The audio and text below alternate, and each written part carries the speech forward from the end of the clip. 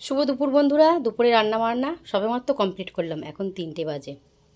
আসলে কি বলতো, দোকানে ছিলাম, দোকান বন্ধ করে আর 2টোর সময় দোকান বন্ধ করে আর দুপুরে রান্না বান্না করলাম।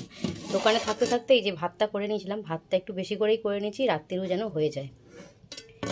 আর তার সাথে এই যে বানিয়েছি, একদম সাদামাটা করেই রান্না করেছি, বেশি কিছু করতে পারিনি, দুভাগের রান্না করেছি। পেঁয়াজ, শুকনো লঙ্কা আর জিরে ফোড়ন দিয়ে ভেন্ডি ভাজা করেছি। তার সাথে একটু লেবু কেটে নিয়েছি আর নিয়েছি পেঁয়াজ কেটে, শসা আজকে নেই। আর এই যে চিকেনের লাল ঝোল, বেশি ঝোল করিনি, একদম গামাখা মতোই করেছি, একদম কষা কষাও করিনি। এই দেখো সবেমাত্র নামিয়েছি, গরম, দাঁড়াও দেখাচ্ছি, দেখো ভাপ উঠবে।